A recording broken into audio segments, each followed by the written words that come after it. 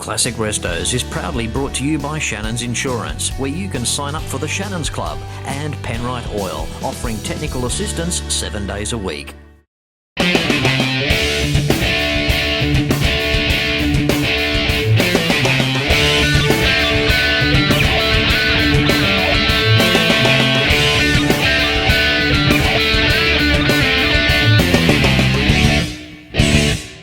Hello and welcome to another amazing episode of Classic Restos, thanks to the continued support of Shannons Insurance and Penrite Oil. How good is Shannons Insurance? Why not pick up the phone and give Shannons a call for a quote and to find out more information on 134646. Also, there's an exclusive opportunity for you to sign up to become a member of the Shannons Club, where it truly is your garage. Find out more when you visit Shannons at shannons.com.au. And when it comes time for the finest in oils, coolants, fuel additives and so much more, you cannot go past Penrite. They've been established since 1926. They've stood the test of time. Australian made, Australian owned, and the Penrite Technical Assistance Team is there to help us 7 days a week. To find out more information on Penrite, visit them online at penriteoil.com.au. Oil right, use Penrite, simply a better class of oil. And on today's show, it's a return to Geelong, Victoria, Australia, to cover an event that entertains tens of thousands every year.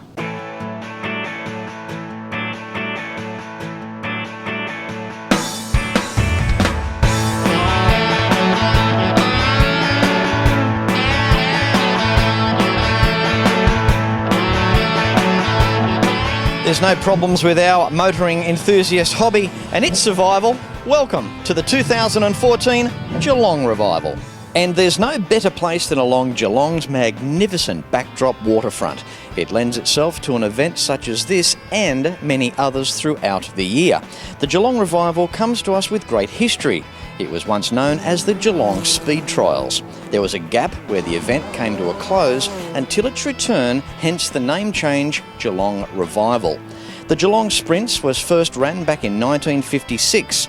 The event was a means for promoting Geelong and offered the local community a chance to see some of Australia's top motorsport identities competing in the most powerful and exotic sports and racing cars of the day. The Geelong Revival's focus is to highlight motoring culture.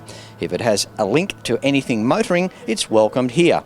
The Geelong Revival Motoring Festival is one of the largest motoring festivals in Australia, a unique 2-day event that brings together a unique mix of cars, motorcycles, fashion and entertainment, showcasing great machinery of a bygone era.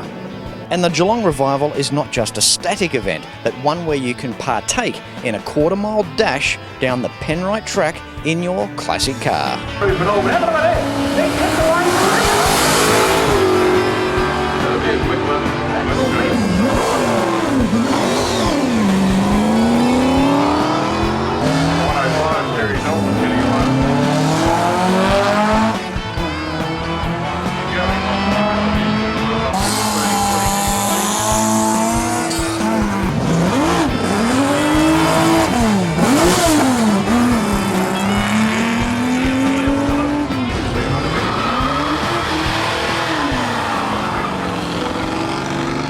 You know, Dick, we've had a lot of race car legends on the show. Murray Carter, the Jim Keogh, Johnny Goss, Alan Moffat.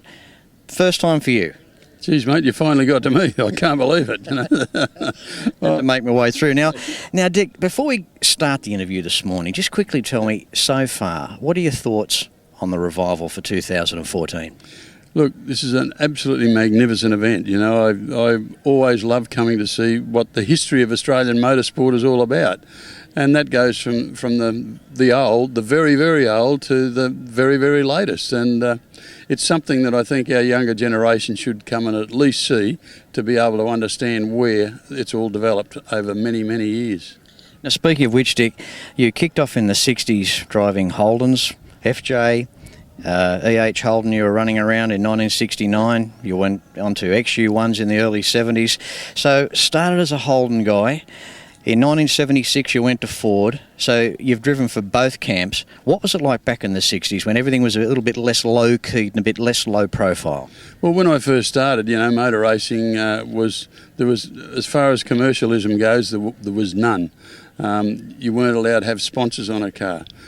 Cams who ran the business or ran the sport, having something like a sponsor on a car was unheard of. And then things, obviously, as time goes on, you must accept change, and it got to a point where all of a sudden we're allowed to have a couple of sponsors on a car, but you couldn't go above the lower end of the glass. You couldn't sort of have anything further up. Well, things have changed immensely since then, I can assure you. In 1976, with the transition of the XB Falcon with Brian Burtford, things started changing for you then. And of course, 1980. Now, I believe it was Channel 7. You were the first car they put a race cam into, right? Well, not the first car. I think Peter Williamson in the Toyota was the guinea pig, and then they ended up putting it in a front running car, which made a big difference. And that really got Australian motorsport on the world, certainly on a worldwide situation where they were the pioneers of in-car cameras, and certainly when I used to have a bit of a chat while I was driving around a racetrack, it really had everyone intrigued, and it's something that people miss today. Now, Dick, when we think of iconic Falcons or iconic cars, we might think of Alan Moffat's Phase 3 XY. We've got Peter Brock's Resty Soul, his XU1, and then we've got the Moffat Bond 1-2 win coming down Conrod. That year of 1980 with True Blue at Bathurst, had you not hit the rock, or the rock hit you, and you hadn't won on top of that as well, that could have been the end of you for a few years, couldn't it? Well, I suppose, I never try and think about things that would have, could have, maybe should have, but at the end of the day, I think we're in a situation where we were having a pretty good crack at it, and to say the least, we were noticed, and to be able to go on from there, I think it would have been for us to be able to get at least a sponsor that would sort of see us through the following year. But, that's only supposition. So at the end of the day, we're in a situation where we have to deal with what was dealt with us. And at the time, it seemed like the worst thing that ever happened, but as it turned out, it was the best thing. Well, I know what, mate, as a kid in high school, you wrecked my day. But I know you weren't having a good day either. What was beautiful too was the true support of the Australian people. I mean, even right across the board, there were even Holden guys were tipping in money into the tin, which was lovely. And to think too that around, $72,000 came in, and Edsel Ford II matched dollar for dollar, and I thought that was absolutely unreal. Well, I think poor old Edsel, who I still on occasions have a chat to, he probably thought the Australian people would sort of cough up about $4 or $5 grand, but as it turned out, it was significantly more than that. And really, that was something that really gave us a shot in the arm to be able to sort of then come out the following year with a reasonable budget to be able to try and attack the factory team. 1981, I mean, you've done 7 championships, you've won 5 yourself personally. In 1981, you ran another XD. The transition of the XE, Green's Tough XE, how was that car with the 4 coils as opposed to the XD with leaf springs? Was it a dramatic increase in handling when you went to that car? No, it was a difficult transition because bearing in mind that the rules and regulations the way they were didn't allow you to sort of put a proper.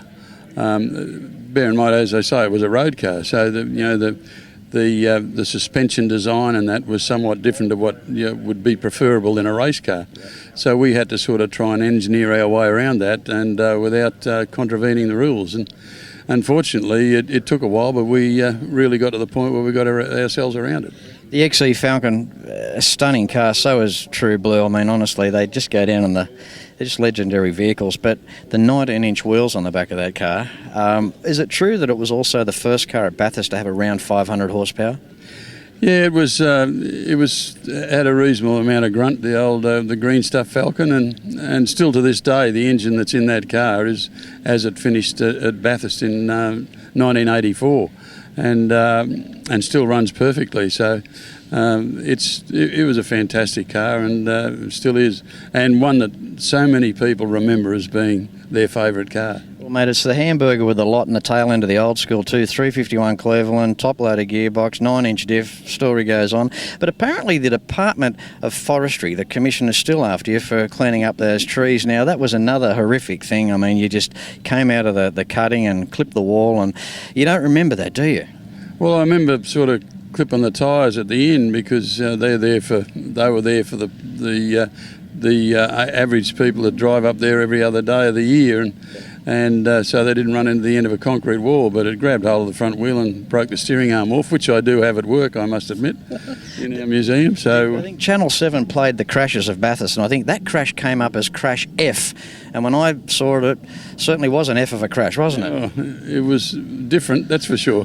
And look, once I got through the trees and the car stopped, and got outside the car, not up the bank or anything, just outside the car, I can't remember a thing until I was walking up the back of the pits. And rest his soul, good old Peter Brock took you back to the pits too for memory? That's probably why I forgot, so I don't know, it's just one of those situations, but that was just the nature of the people involved in motorsport in those days. Brock was a really fantastic guy, and obviously he was part of history, I suppose, in at least giving me a lift back rather than have to walk. Dick, between you and Peter Brock, was it always friendly rivalry between the two of you? Yeah, absolutely. When you're on the racetrack, you get out there and you race each other, and that's one thing I must say, that we always raced each other fair, and Brock was a very fair driver, and you got to pay people the respect they deserve when you're showing the same respect. Was the Commodore's power to weight ratio always a bit of a thorn in your side? Well, see, a lot of people don't realise why the True Blue car was so quick. They always thought that I had 1 million horsepower, but that wasn't the case. And until such time as one race meeting at Calder, when I couldn't take the car to scrutineering, where one of my guys did, and I always took, every time I went out there, I always took my car to the scrutineering with a full tank of fuel. And this is the first time ever that they weighed all the cars, because Calder was the only place that had a weighbridge, and it was right then that they realised what was going on, where I didn't have a lot of horsepower, I just had a very light car which was built to the homologated weight of the vehicle, and that gave me a huge advantage. Dick, one thing I've always loved about you, and I'm sure a lot of people watching the show will agree, is that you're always the battler, and you tried so hard yet did so well. You managed some incredible feats in motorsport. You've been inducted to the V8 Supercar Hall of Fame. You are a true icon. Talking about starting on the broom and working your way up, and I've got so much respect for that. Look, I think it's about what you're dealt. If you've got an ambition to do something, you always got to find a way to be able to work your way around it to achieve the goal you set for yourself. And I never really set a goal that was too far away. I always set a number of little goals, and once I achieved one, I'd set another one. And welcome to television. Well, I haven't seen the big Oscar-winning bloody movie yet, mate. So you still got a ways to go, haven't you? Yeah, I certainly do. Dick, it's been a pleasure catching up with you. I've waited many, many years for this, and all I can say is I hope I'm invited to your next barbecue. Fletcher won't be a problem, mate. When I get a new barbecue, I'll let you know. Good on you, Dick. Cheers, mate. Good on you, mate. Pleasure. There you go, ladies and gentlemen. Race car legend Dick Johnson. Thanks very much, buddy. Cheers. When it comes time for the best in classic vehicle, home and contents insurance, you cannot go past Shannons. Why not pick up the phone and give Shannons a call for a quote on 134646. And there's also an exclusive opportunity for you to sign up to become a member of the Shannons Club. Find out more when you visit shannons.com.au. And for the finest in oils and coolants, fuel additives and a whole lot more, you can't go past Penrite. Technical assistance team there to help us 7 days a week. Find out more from Penrite at penriteoil.com.au. You're watching the 2014 Geelong Revival. Back with more right after this.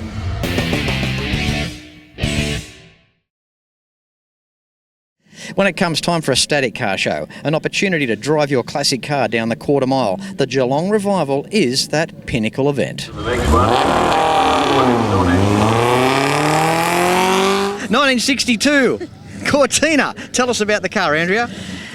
Well, it's my father's, and he's passed it down. We're both racing it, and we do hill climb and quarter mile sprints, and it's great fun. How good is it here on the Geelong Waterfront? Well, this is my first time being here, so it's great. Yeah, awesome. Good on you. What's it like racing the car? Make you feel alive? Yes, it does. It's a great hill adrenaline rush. Thanks for turning up and helping to make today's show what it is. People off the street racing their cars, quarter mile, here on the waterfront. So awesome. Thank you, Fletch. You're welcome. Thanks, Andrea.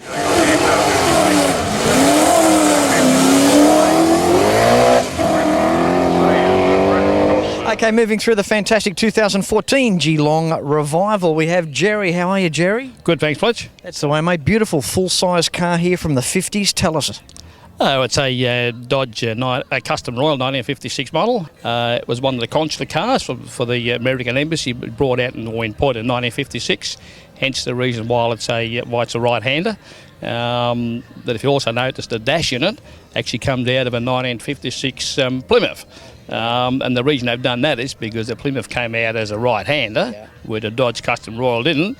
But they're all interchangeable. Like a lot of the parts out of the Dodge and the Plymouths were interchangeable. So That's all right. A little bit of cross-pollination. Nothing wrong with that. no, that's right. There's nothing wrong with that. Now, Jerry, talking about classic Restos here. Now, you have restored the car yourself? I did a lot of the work on it. Yes, not all of it. I sent the seats, everything else, and the upholstery, got all that done, rubbed it all back, and that sort of thing. So had a lot of input in it myself. So which I quite enjoyed. Yeah. Jerry, what's the weight of the car? Look, it's about 1.8 tonne, I think it is. Yeah. So it's a bit of weight there. It's a beautiful, opulent old girl. I mean, plenty of chrome around the front. Just the way they used to dress them back then. Just beautiful. Engine up front. What are you running, Jerry? It's got it hasn't got the original motor in it. The original motor in these was a 315 semi-Hemi. This has actually got a 318 poly motor in it, because at some stage somebody changed it before I brought it, because you couldn't buy the 315 here. I've been trying to buy one, so if anybody's got a 315 motor, I'll be quite interested in buying it. So I can make it original. I'll tell you what, Jerry, now you've said that on the show, well, you know, a lot of inquiry, mate. There might be a rush on them. Well, I hope so. All right, mate, thanks for being on today's show. Thank you. Thank you. Love the car. To think that you've picked on a 1956 car like this and you've done such a beautiful job, the two-tone as well, highlighted with the stainless there, separating the colours across the hood and what have you. Just a beautiful unit. Thank you. All right, thanks, Jerry. Thank you, Fletch. Bye. Love your car. 1968 two-door Fairlane. Beautiful car, mate. What's the rundown on this one? It's all original, matching numbers. Pretty much as it was imported from America, and it's other than the wheels, it's probably all original. Big full-size car, two-door. Nothing like them in terms of the way they ride. Oh yeah, handles well. Yeah, right. Just got to plan ahead. Yeah. Brake a lot earlier than you should. Cars were always designed for straight lines. Doesn't matter two-door, four-door. You know, designed to go from one side of America to the other. Since you've had the car, mate, what have you done to it? Pretty much nothing. Rebuilt the carby and just getting it, tweaking it here and there. Yeah. Just trying to get a few things done to it. Jeez, mate, it's a classic preservation, isn't it? Yep, and I wanted something different and I wanted something original. The 2014 Geelong Revival, diverse with car clubs. What one do you belong to? I'm with the Geelong Classic Car Club. But the Geelong Old School cars asked me to put it in today with their display because we don't have a display on this weekend. What do you think of the event so far today? Oh, it's great. I was here all day yesterday and I'm here all day again today. There's no doubt about it. Scott Pigden and his team just do an awesome job bringing this one together. Yep, yeah. I helped marshalling yesterday and it all seemed to be going pretty good. So not only are you an entrant, you're a participator behind the scenes as well? Yeah, we all help out being in the club. Yep. You've got to help out along the way and, do a bit of judging maybe. Yep. So, good on you, Brett. Well done. No worries. Thanks, Fletch. Nice to meet you. That's right, mate. Thank you.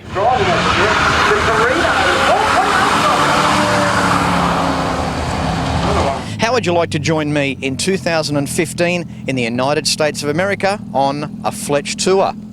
Have a look at this.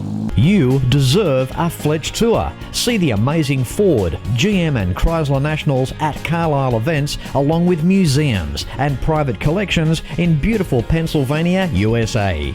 Then it's the Motown city of Detroit and its region, taking in more die-hard stuff with incredible history. Rounding off with the Woodward Dream Cruise, the largest moving car cruise in the world. One of the best things about a Fletch tour is you're really looked after. It's something I've always wanted to do. Very well organised. The tour company that put it together was great. Go to classicrestos.com.au and click on the Fletch Tours icon for more information. Hope you're enjoying today's show. Back with more after this.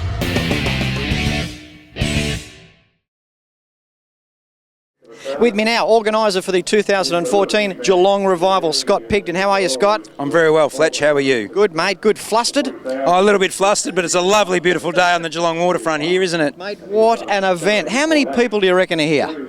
Oh, I haven't even had a chance to count, but I reckon there'd be tens of thousands of people here today. Does it make you feel good, part of a team, to organise this event and for it just to go so well?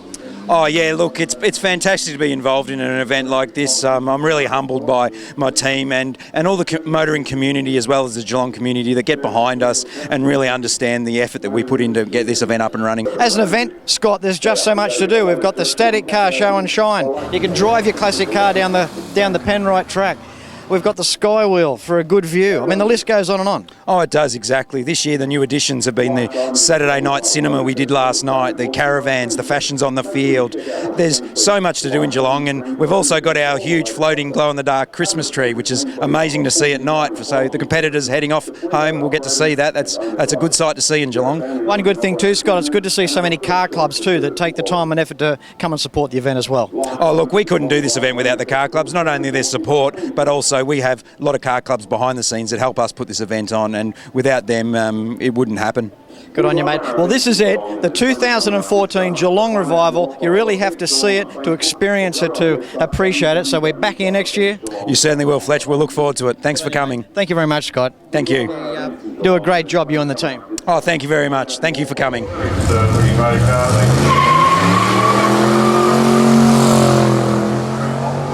1965 Corvette Stingray, 396 turbojet. How are you, Mike? Good, Fletch. Doing well. Right here in Geelong. Absolutely, mate, absolutely. But how exciting is it to pound one of these Corvettes down the quarter mile? How was it? Oh, very exciting. I mean, and it's a great place to have it. I mean, it's probably as good as you're going to get having a facility, a run like this down here. So, a treat. Tell us about the car. 1965 Corvette Stingray, big block 396, as you said. First of the big blocks in a Corvette. Replaced the fuel injected model. Nice bit of kit. A lot of people will tell you that a small block Corvette is a better handling package. Yep. Probably right, but there's just something undeniably nice. Maybe in the lefts and the lefts and rights and the twisty stuff with the small block, but when we talk straight line, the big block, eh? Yeah, very much. It's got a lot of character, and I always think that an engine is what gives the car its character. Yeah. So I often wonder where they got the turbojet from though, because they weren't turbo, were they? No, of course not. No, it's just something about the induction. I think the way that it was done, that marketing in the '60s, I guess. The dashboard too on this particular car, it's just so George Jetson, isn't it? Yeah, there was a futuristic look about it in a lot of ways, but it's not flash, but it's practical and it's got some styling about it. So standard out of the box, what time did you run today? 15.6. Yeah, which is not fast, but it's not shabby. Yeah. And with standard radial tyres and the car is absolutely stock standard. It's okay. It's the sort of car that you can just sit here and it looks like it's doing 100 miles an hour. I mean, at the end of the day, performance isn't everything. I mean, if you've got a bit of pizzazz, the styling, an incredible looking car, that's all part of it as well, isn't it? Very much so. Good on you, Mike. Thanks for the chat. Thanks, Fletch. You're welcome. Cheers. Well, how good was that? Just a taste of the 2014 Geelong Revival. Scott Pigden and his team have done a marvellous job pulling this event together. And if you can, put it into your diaries for 2015 here along the gorgeous Geelong waterfront. In the meantime, classicrestos.com.au is the website that you need for the DVD boxed sets of the show, including Classic Restos Trucks Series 2, now available. Classic Restos merchandise, contacting us on a Fletch tour for 2015, and of course the major sponsors as well. As I say at the end of every show, until next week, please ride and drive safe. I'm Fletch, and I thank you very much for watching. You can like and follow us on Facebook at facebook.com/Classic Restos TV and watch catch-up episodes at shannons.com.au.